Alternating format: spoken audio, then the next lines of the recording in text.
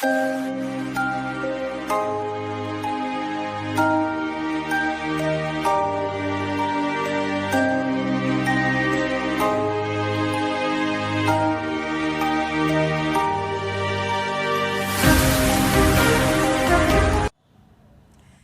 है आप सभी का आज की कक्षा में।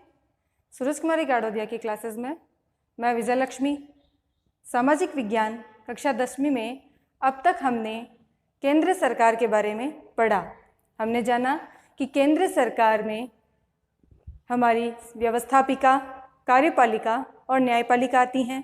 इनमें से हमने संघीय व्यवस्थापिका के बारे में अध्ययन प्रारंभ किया था, जिसके अंतर्गत हमने देखा कि संसद के अंतर्गत लोकसभा और राज्यसभा दो सदन होते हैं। हमने लोकसभा और राज्यसभा के गठन के बारे में विस्तार से चर्चा की और संसद की शक्तियों के बारे में जाना। अब देखिए कि लोकसभा और राज्यसभा दोनों ही संसद के सदन हैं, तो जो संसद की शक्तियां हैं वो दोनों सदनों की कॉमन शक्तियां तो है ही, लेकिन इसके साथ साथ लोकसभा को कुछ क्षेत्रों में विशेषाधिकार प्राप्त होते हैं और कुछ क्षेत्रों में राज्यसभा को विशेषाधिकार प्राप्त होते हैं। आज हम देखते हैं कि लोकसभा के बारे में आपने जाना था कि लोकसभा प्रत्यक्ष निर्वाचित सदन है और जनता के द्वारा प्रत्यक्ष निर्वाचित होने के कारण लोकसभा को वित्त विधेयक के अंतर्गत विशेषाधिकार प्राप्त है। वित्त विधेयक लोकसभा में ही प्रस्तावित होता है। अनुच्छेद 109 के अंतर्गत हमारा जो वित्त विधेयक है वह लोकसभा में प्रस्तावित होता है। कोई विधेयक धन विधेयक है या नहीं, यह लोकसभा द्वारा या लोकसभा स्पीकर द्वारा तय किया जाता है। अब देखते हैं कि राज्यसभा को किन क्षेत्रों में विशेषाधिकार प्राप्त है। Council of state. तो देखिए, राज्यसभा जिसे कि काउंसिल ऑफ स्टेट भी कहते हैं, इसको भी कुछ क्षेत्रों में अपने विशेषाधिकार प्राप्त होते हैं। अब देखिए, चूंकि इसके नाम में ही राज्य आ रहा है, तो राज्य के बारे में हमने जब पढ़ा था तब हमने सोचा था, स्टडी की थी कि भाई हमारे विषयों को कानून निर्माण के अंतर्गत 3 भागों में बांटा गया है, केंद्रीय सूची, राज्य सूची और समवर्ती सूची। तो अब यहाँ पर जो राज्य सूची थी, राज्य सूची के किसी भी विषय को राज्यसभा चाहे तो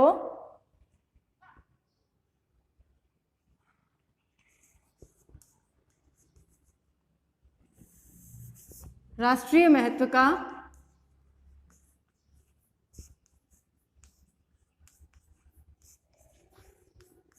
घोषित कर सकती है।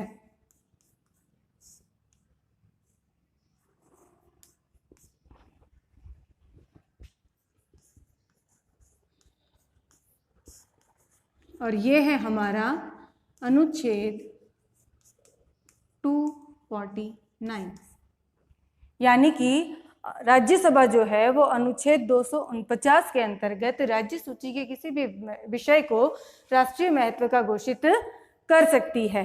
यानी कि राज्य सूची का कोई विषय केंद्र को हस्तांतरित करने का अधिकार किसका हो गया? हमारी राज्यसभा का। इसके अलावा भी एक और विशेषाधिकार होता है राज्यसभा के पास, वो है अनुच्छेद 312 के अंतर्गत। अनुच्छेद 312 के अंतर्गत अखिल भारतीय सेवाओं का गठन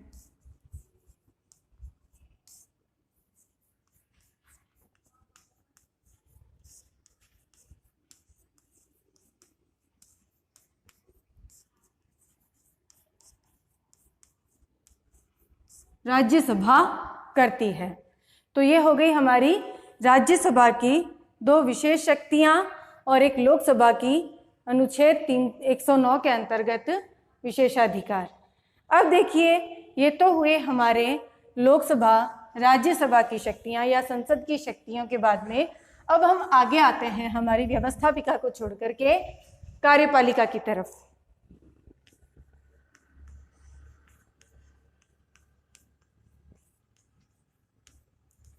संघीय कार्यपालिका का उल्लेख अनुच्छेद 52 से लेकर 78 तक हमारे संविधान में मिलता है।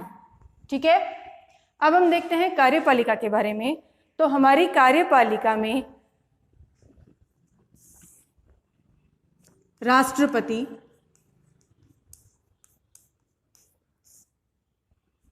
उपराष्ट्रपति,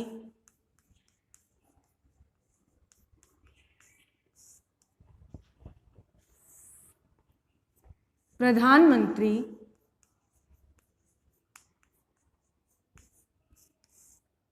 मंत्री परिषद और महान्यायवादी।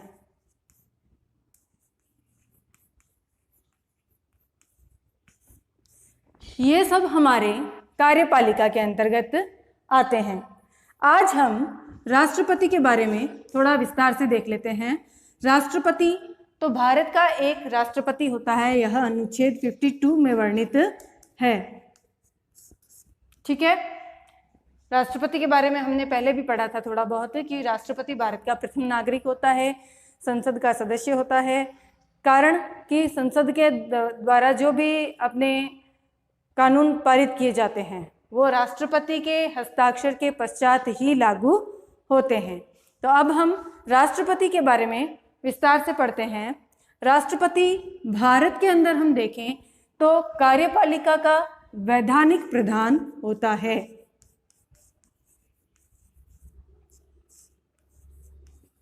वैधानिक का मतलब कानूनी। संविधान के अनुसार हमारा कार्यपालिका का प्रधान राष्ट्रपति है। और वैसे वास्तविक प्रधान कौन होता है? प्रधानमंत्री सहित मंत्री परिषद।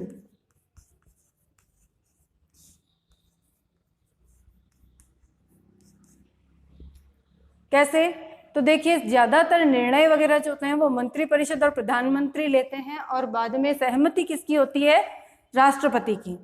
तब राष्ट्रपति की सहमति के बिना इनका निर्णय लागू नहीं होता है और निर्णय लेने के लिए यही होते हैं उत्तरदायी। और किसी भी कानून को बनाने, पास करने, आम सहमति उस पर है या नहीं इसका पता लगाने के लिए ये दोनों कार्य करते हैं। तो ये राष्ट्रपति जो हुआ हमारा, ये औपचारिक प्रधान भी हम इसको कह सकते हैं और वैधानिक भी कह सकते हैं। अब देखिए कि भारत के अंदर जो राष्ट्रपति का पद है यह तुलनात्मक दृष्टि से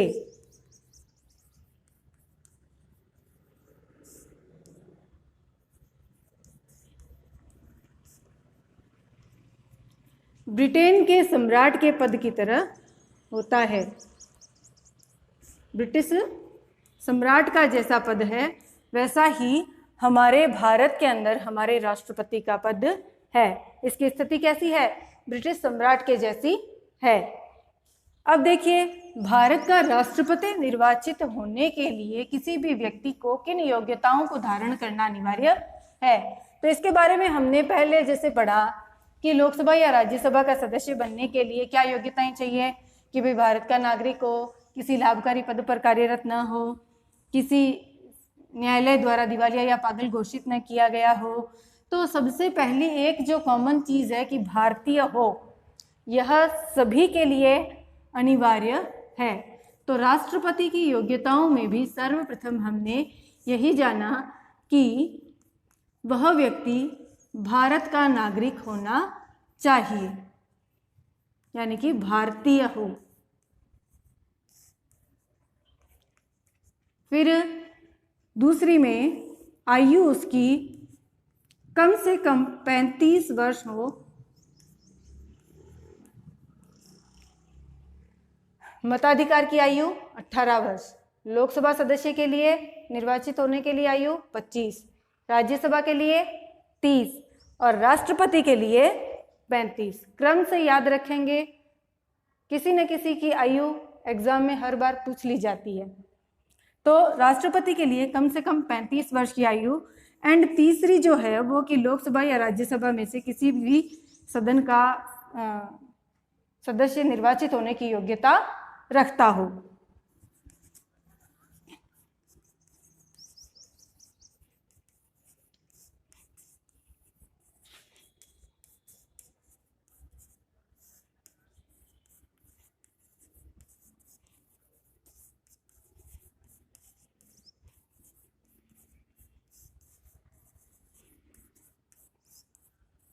अब देखिए कि इस एक सेंटेंस के अंदर हमारे बहुत सारी चीज़ें काउंट हो जाती है।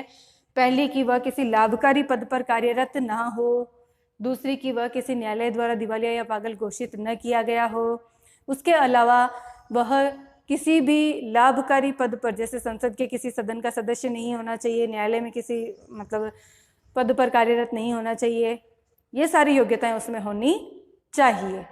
अब राष्ट्रपति का निर्वाचन होने के बाद जो एक बहुत महत्वपूर्ण चीज है वह है राष्ट्रपति का निर्वाचन।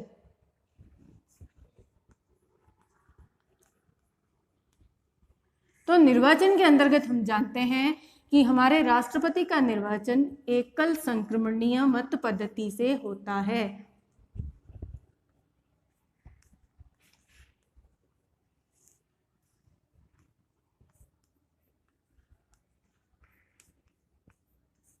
एकल संक्रमणीय मत पद्धति।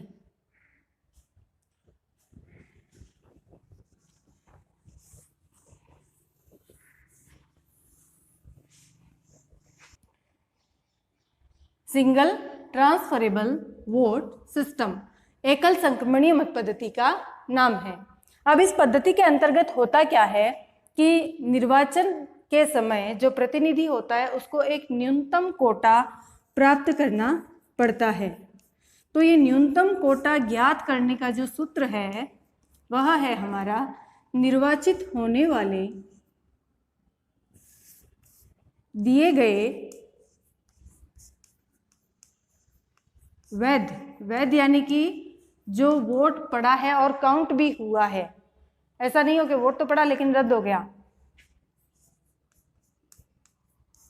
मतों की संख्या बटे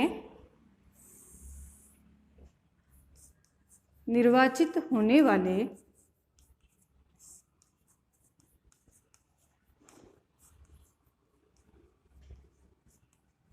प्रतिनिधियों की संख्या +1 और यहाँ पर दोनों में +1। यहाँ पर देखिए निर्वाचित होने वाले प्रतिनिधि हमेशा एक होता है, राष्ट्रपति भारत का एक ही बनता है, तो 1+1 यहाँ पर नीचे हमेशा बटे 2 आएगा, दिए गए वैध मतों की संख्या और दोनों के बटा के बाद में प्लस में प्लस।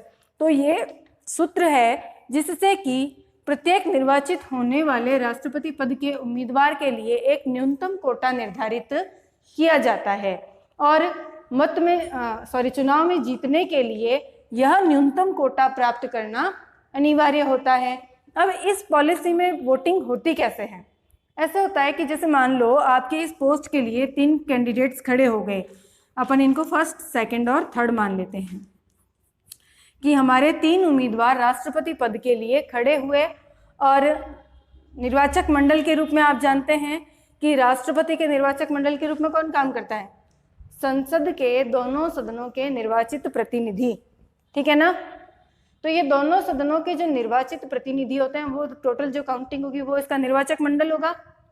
अब ये लोग वोट कैसे करेंगे? जैसे 3 कैंडिडेट खड़े हुए तो हर आदमी जो वोट करने जाएगा वो अपने कैटेगरी बताएगा कि मैं राष्ट्रपति पद के लिए सर्वश्रेष्ठ उम्मीदवार किसे मानता हूँ, मेरी नज़र में टॉप कौन है, सेकंड कौन है और थर्ड कौन है।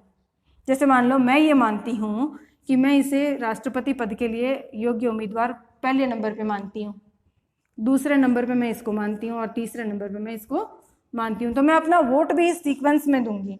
उनके नाम के आगे मैं अपनी रैंकिंग दूंगी कि मैं किस व्यक्ति को राष्ट्रपति पद के लिए उम्मीदवार के रूप में किस रैंक पे देखती हूँ। इस तरह मैंने वोट किया और इसी तरह से हर प्रतिनिधि जो होगा वोट करने वाला वो अपना वोट करेगा। अब वोट करने के बाद वोटों की होंगी काउंटिंग। काउंटिंग कैसे होगी? खाली फर्स्ट चॉइस की गणना होने लगेगी। जैसे मान लो 1000 वोट डले, 1000 वोटों की फर्स्ट चॉइस कौन था, सबकी काउंटिंग होगी और इस काउंटिंग में मान लो एक को मिल गए 400 वोट, एक को मिल गए 305 वोट और एक को मिल गए 295 वोट, ठीक है। और न्यूनतम कोटा अपना इनमें से किसी ने प्राप्त यदि कर लिया होगा तो वो व्यक्ति विजेता हो जाएगा। इन दैट केस कि मान लो आपका फर्स्ट चॉइस सबकी काउंट करने के बाद में न्यूनतम कोटा जो आया था वो किसी भी सदस्य को नहीं मिला, तो आप क्या करेंगे? तब ऐसी स्थिति में होता यह है कि जिसने सबसे कम वोट प्राप्त किए हों उस व्यक्ति को हटा दिया जाता है और उसके मतों की गणना दोबारा से सेकंड चॉइस की करके उन दोनों को वोट डिस्ट्रीब्यूट कर दिए जाते हैं। और यह फर्स्ट चॉइस में मोस्ट ऑफ हो जाता है। आज तक भारत में केवल एक बार ऐसा हुआ है कि दूसरे चरण की गणना करनी पड़ी हो, ठीक है ना।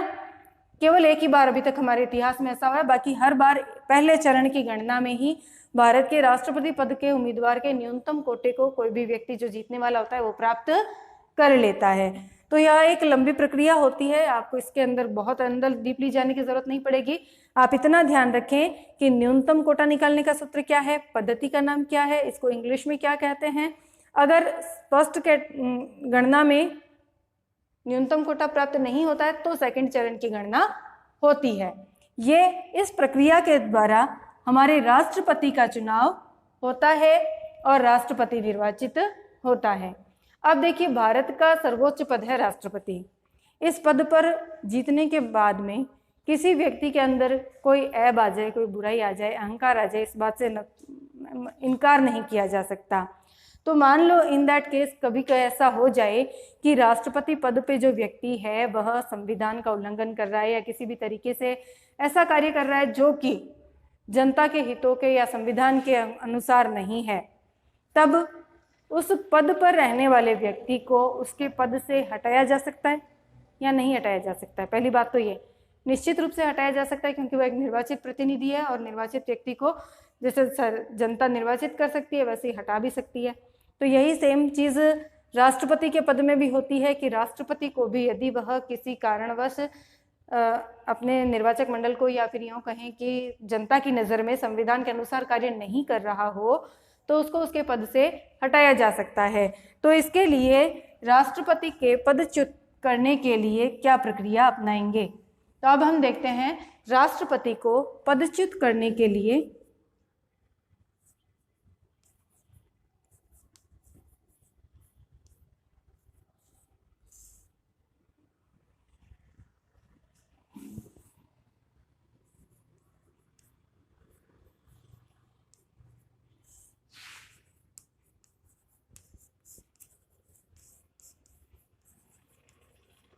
इस पद्धति को महाभियोग के नाम से जानते हैं और इसका वर्णन हमारे संविधान के अनुच्छेद 61 में मिलता है। ये 61 नंबर हमारा पहले भी कहीं आया था, 61वां संविधान संशोधन। यह आया था कि भाई वयस्क मताधिकार की आयु 61वें संविधान संशोधन के द्वारा 21 वर्ष से घटाकर 18 वर्ष की गई थी। वो था 61वां संविधान संशोधन, यानी कि क्रम से 61वीं बार हमारे संविधान में कोई करेक्शन किया गया था। और ये है अनुच्छेद 61, दोनों में कंफ्यूज नहीं होना है। अनुच्छेद 61 के अंतर्गत क्या वर्णन है कि भारत के राष्ट्रपति को किस प्रकार से पदच्युत किया जा सकता है या महाभियोग की जो प्रक्रिया है वो क्या है, कैसी है, इसके बारे में हमें हमारे संविधान के अनुच्छेद 61 के अंतर्गत वर्णन मिलता है। यानी कि यह प्रक्रिया भी हमारे संविधान में वर्णित है। ऐसा नहीं है कि कोई व्यक्ति अपने अनुसार उसको ठीक नहीं लग रहा है तो इसको फॉलो कर देगा, ऐसा नहीं होगा, ठीक है ना।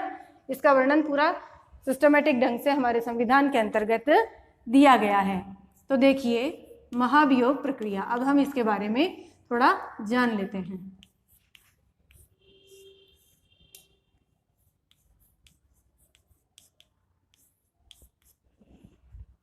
इसके अंतर्गत पहली बात, महाभियोग लाने का कारण क्या हो सकता है? संविधान के अनुसार कार्य ना कर रहा हो, ठीक है ना, संविधान का उल्लंघन कर रहा हो या अनुसार कार्य ना कर रहा हो, ये कंडीशन होती है जिसके कारण राष्ट्रपति पर, उच्चतम न्यायालय के न्यायाधीशों पर, किसी भी व्यक्ति पर जो कि सर्वोच्च पद को धारण करने वाला हो उसके खिलाफ महाभियोग लाया जा सकता है। अब महाभियोग लाने के लिए पहली कंडीशन तो यह है कि संसद के जिस सदन के द्वारा महाभियोग लाया जा रहा हो उसके 1/4 सदस्यों की सहमति होनी चाहिए।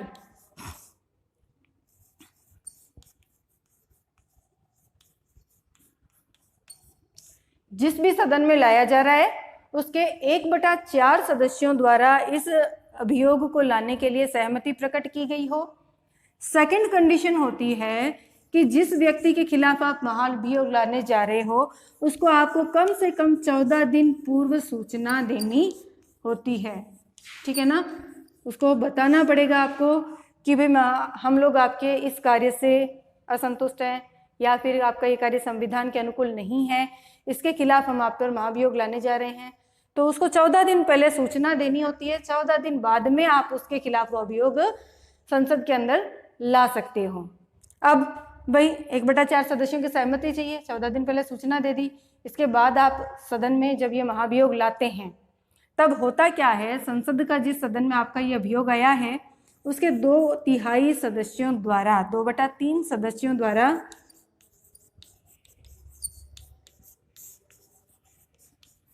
पारित होना चाहिए, ठीक है। अब एक सदन में आया ये अभियोग, एक सदन के सदस्यों द्वारा ये 2/3 सदस्यों ने इसको पारित कर दिया। अब पारित होने के बाद यह जाएगा दूसरे सदन में, और दूसरे सदन के अंदर जाने के बाद दूसरा सदन इस पर क्या करेगा,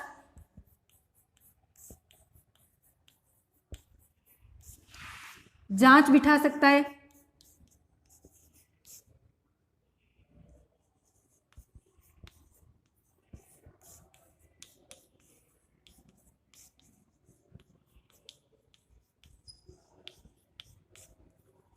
और यदि वह सदन भी ये पाता है कि भाई संसद का राष्ट्रपति का जो कार्य है वह अकॉर्डिंग टू संविधान नहीं चल रहा है, तो वह क्या करेगा, वह भी इसे 2/3 बहुमत से यदि पास कर देता है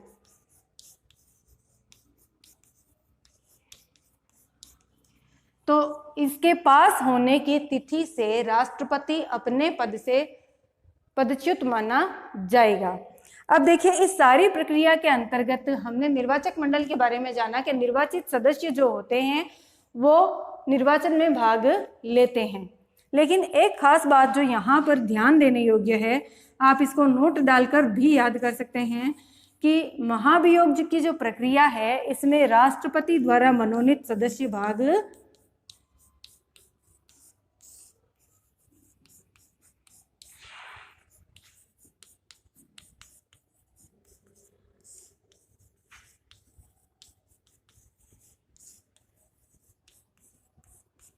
क्या करते हैं, लेते हैं। ये हाईलाइट करके इसलिए याद रखना जरूरी है क्योंकि ये निर्वाचन में भाग नहीं लेते हैं, ये खाली महाभियोग प्रक्रिया में भाग लेते हैं और राष्ट्रपति के द्वारा ही मनोनीत किए गए होते हैं। कितने, राज्यसभा में 12 और लोकसभा में 2।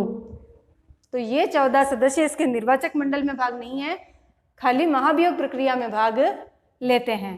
तो आज हमने भारत के राष्ट्रपति के बारे में, उसकी योग्यताएं, निर्वाचन और पदच्युति के बारे में जाना।